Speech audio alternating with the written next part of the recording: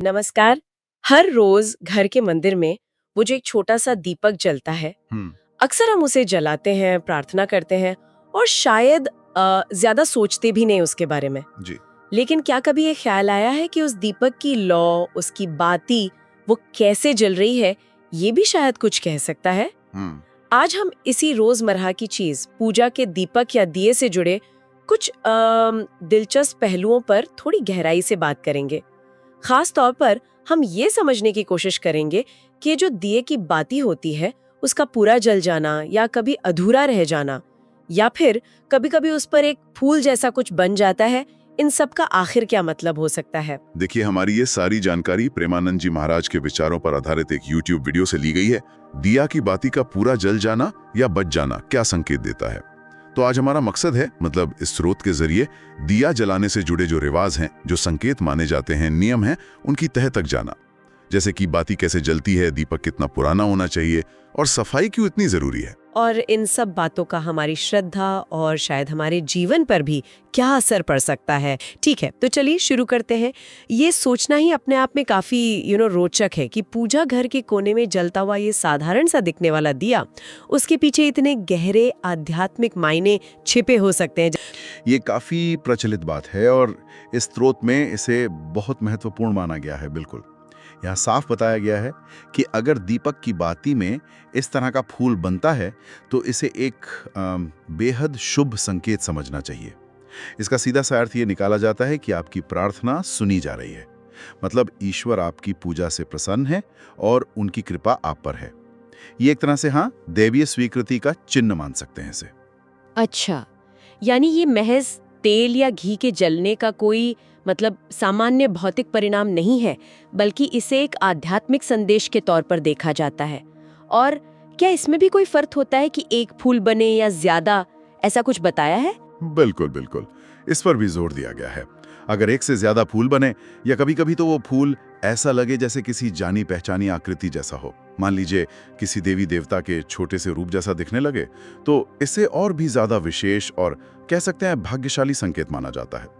ये इस बात का इशारा समझा जाता है कि घर में साक्षात दिव्य शक्तियों का वास है और उनकी कृपा बनी हुई है। ये एक तरह से अदृश्य शक्तियों की उपस्थिति का दृश्य प्रमाण माना गया है इस दृष्टिकोण में।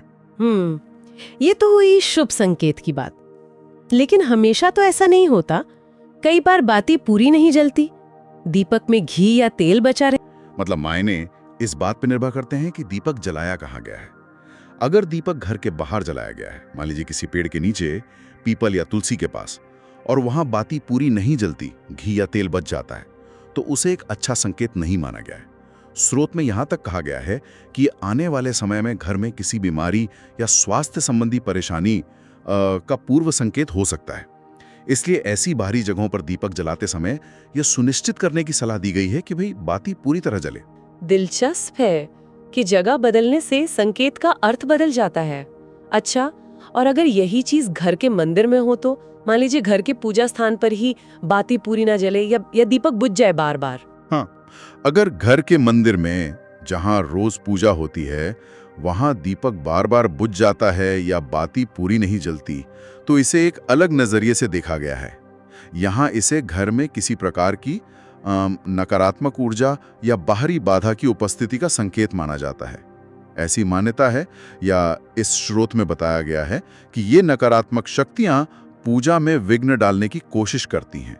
वो नहीं चाहती कि आपकी प्रार्थना ईश्वर तक पहुंचे, इसलिए वो दीपक को बुझाने या अधूरा रखने का प्रयास करती हैं।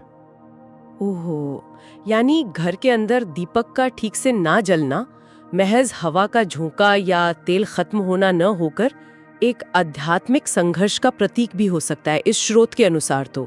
तो क्या इसका कोई उपाय भी सुझाया गया है? अगर किसी को ऐसा अनुभव हो रहा हो तो वो क्या करे? उपाय इपापी की रही है। देखिए, सबसे पहली सलाह तो यही है कि सच्चे मन से भगवान का स्मरण करें, उनसे प्रार्थना करें कि वे इन बाधाओं को दूर करें। इसके साथ ही एक खास भौतिक उपाय भी बताया गया है। वो ये है कि दीपक जलाने से पहले जहां दीपक रखना है उसके चारों ओर थोड़ा सा पवित्र गंगाजल लेकर एक गोल घेरा बना दें, एक तरह का सुरक्षा चक्र समझ लीजिए। फिर दीपक को उस गंगाजल के घेरे के अंदर रखकर जलाएं। गंगाजल का घेरा? अच्छा, इसके पीछे क्या तर्क दिया गया है? ये कैसे काम करता है? देखिए, गंगा जल को तो हिंदू परंपरा में अत्यंत पवित्र माना ही जाता है। तो मान्यता ये है कि गंगा जल में नकारात्मक शक्तियों को रोकने की, उन्हें निष्प्रभावी करने की और यहाँ तक कि उन्हें सकारात्मक ऊर्जा में बदलने की अद्भुत शक्ति होती है। तो जब आप दीपक के चारों ओर ये घेरा बनाते हैं तो ये एक सुरक्षा कवच की तरह काम करता है। ये किसी भी नकारात्मक ऊर्जा को पूजा स्थल या दीपक तक पहुंचने से रोकता है, ऐसा माना जाता है। इससे पूजा बिना किसी बाधा के संपन्न होती है और दीपक ठीक से जलता रहता है, ऐसा विश्वास दिलाया गया है। ये तो हुई संकेतों और बाधा निवारण की बात। अब जरा दीपक जलाने के कुछ नियमों पर आते हैं। एक आम सवाल होता है लोगों के मन में कि क्या पूजा के लिए रोज एक ही दीपक इस्तेमाल। कि जिस दीपक से आप रोजाना अपने घर के मंदिर में पूजा करते हैं उसे बार बार बदलना अच्छा नहीं है। इसके पीछे एक गहरा आध्यात्मिक विचार बताया गया है। माना जाता है कि जब एक ही दीपक रोज भगवान के सामने जलता है, उसमें रोज मंत्रों का उच्चारण होता है, रोज भक्ति भाव समर्पित होता है, तो समय के साथ वो दीपक सामान्य नहीं रहता, वो सिद्ध हो जाता है। सिद्ध हो जाता है, इसका मतलब यहाँ ठीक ठीक क्या है? मतलब क्या उसमें कोई खास शक्ति आ जाती है? हाँ, सिद्ध होने का मतलब है कि वो दीपक भगवान की सकारात्मक ऊर्जा, उनकी चेतना से अभिमंत्रित या कह लीजिए चार्ज हो जाता है। वो महज पीतल या मिट्टी का बर्तन न रहकर एक जीवंत ऊर्जा का केंद्र बन जाता है। यहाँ तक कहा गया कि ऐसे सिद्ध दीपक को 10 साल 20 साल या जब तक वो खंडित न हो जाए तब तक इस्तेमाल करते रहना चाहिए। बार बार दीपक बदलने को तो प्रगति में रुकावट का कारण भी बताया गया है, क्योंकि आप उस संचित ऊर्जा के प्रवाह को एक तरह से बाधित कर देते हैं। अरे वाह, यानी ये दीपक महज पूजा का सामान नहीं बल्कि एक तरह का चार्ज्ड ऑब्जेक्ट बन सकता है अगर स्रोत की माने तो। ये तो काफी शक्तिशाली विचार है। इसी से जुड़ा एक सवाल है साफ सफाई का। क्या दीपक को रोज साफ करना जरूरी है या बस बाती बदल दी? नहीं, अत्यंत जरूरी। इस पर बहुत बल दिया गया है।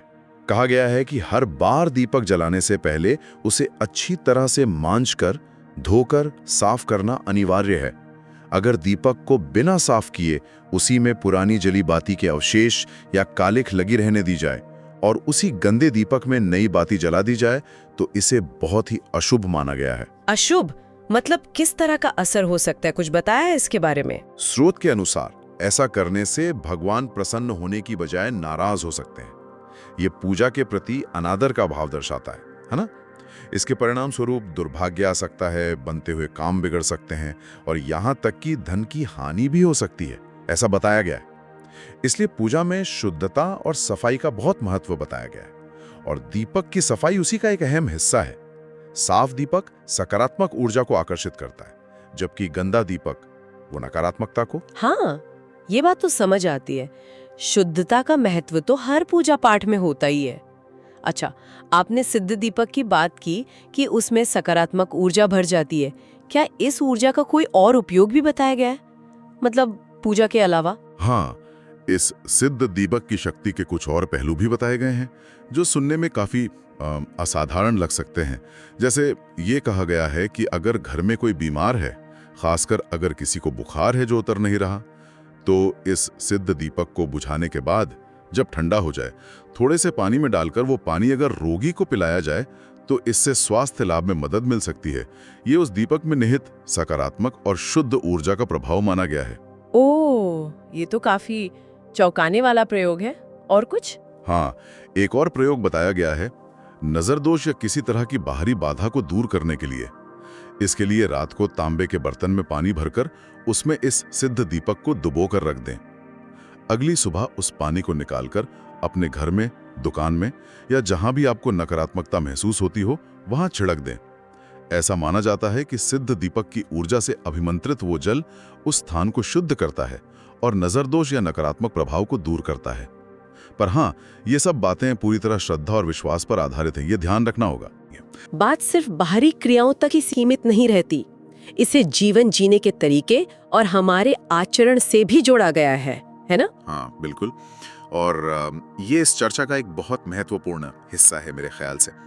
दीपक से जुड़े इन संकेतों और नियमों के बाद स्रोत इस बात पर जोर देता है कि ये बाहरी क्रियाएं आखिर किस तरह हमारे भीतरी जीवन, हमारे कर्मों और हमारी भक्ति से जुड़ी हैं। इसमें यह कहा गया है कि हमारे जीवन में जो दुख या कष्ट आते हैं, उनका मूल कारण कहीं ना कहीं हमारे अपने ही पिछले कर्म यानी प्रारब्ध कर्म। हाँ, यानी वो कर्म जिनका फल हमें इस जन्म में भोगना है। सही। और अक्सर लोग इन दुखों से बचने के लिए बाहरी उपायों का सहारा ढूंढते हैं। कभी किसी तांत्रिक के पास जाते हैं, कभी किसी के आशीर्वाद के पीछे भागते हैं, ये सोचकर कि कोई चमत्कार होगा और दुख दूर हो जाएंगे। लेकिन स्रोत इस बात पर जोर देता है कि असली समाधान बाहर नहीं, भीतर है। भीतर है मतलब ये कि अगर व्यक्ति का अपना आचरण शुद्ध हो, वो सत्य और धर्म के मार्ग पर चले, जिसे सद्धर्म कहा गया है, और सबसे महत्वपूर्ण, अगर वो निरंतर भगवान के नाम का जप करे, नाम जप, तो उसे किसी बाहरी आशीर्वाद या चमत्कार की जरूरत ही नहीं है। सच्ची शक्ति और सच्चा आनंद हमारे अंदर ही मौजूद है, बस उसे जगाने की जरूरत है। नाम जप में इतनी शक्ति बताई गई है कि वो प्रारब्ध कर्मों के प्रभाव को भी कम कर सकता है या उसे सहने की शक्ति दे सकता है। किसी के आगे गिड़गिड़ाने की जरूरत नहीं है, बल्कि स्वयं को शुद्ध करने और भगवान से जुड़ने की जरूरत है। इस बात को समझाने के लिए शायद कुछ उदाहरण भी दिए गए हैं स्रोत में। हाँ, बड़े बड़े सिद्ध महापुरुषों के उदाहरण दिए गए हैं, जैसे रामकृष्ण परमहंस, जिन्हें गले का कैंसर हुआ था, या हनुमान प्रसाद बुद्धार जी, गीता प्रेस वाले, उन्हें भी जीवन के अंत में शारीरिक कष्ट सहने पड़े। संदेश ये है कि प्रारब्ध कर्म इतने प्रबल होते हैं कि बड़े बड़े संतों को भी उन्हें भोगना पड़ता है। वे चाहते तो शायद अपनी शक्ति से उसे मिटा सकते थे, पर उन्होंने ऐसा नहीं किया, कर्मफल को स्वीकार किया। लेकिन नाम जप और ईश्वर में दृढ़ विश्वास ने उन्हें उन कष्टों को समभाव से सहने की शक्ति दी।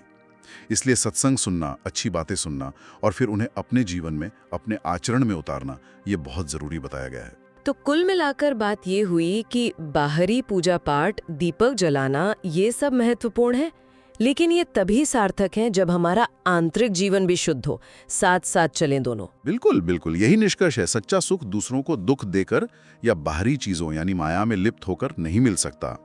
यहां तक कहा गया है कि अगर आप भगवान का भजन नहीं करते तो ब्रह्मलोक तक में सच्चा सुख नहीं है। असली सुख तो दूसरों को सुख पहुंचाने में है और मन, वचन, कर्म से किसी को भी कष्ट न देने में है। जब हमारा आचरण शुद्ध होता है और हम भक्ति भाव से भगवान का नाम लेते हैं, तभी पूजा का, दीपक जलाने का या किसी भी धार्मिक क्रिया का वास्तविक फल मिलता है।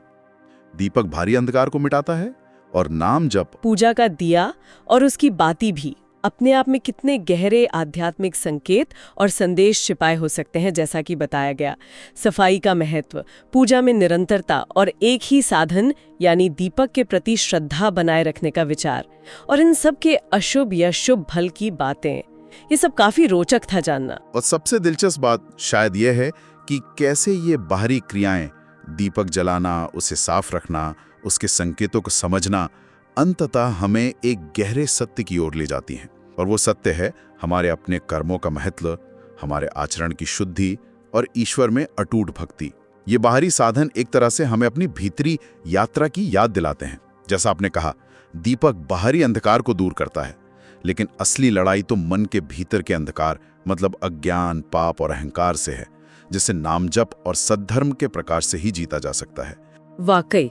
और यहाँ एक सोचने वाली बात ये भी उभरती है, क्या हमारे अपने कर्म, हमारे इरादे, हमारी नीयत, ये भी उस दीपक की लौ की तरह नहीं है, जो या तो पूरी तरह जलकर अपनी पूरी क्षमता से अपने और दूसरों के जीवन में ज्ञान और अच्छाई की रोशनी फैला सकते हैं, या फिर अधूरे रहकर, मलिन होकर सिर्फ धुंधलापन, भ्रम और शायद पछतावा ही छोड़ जाते हैं।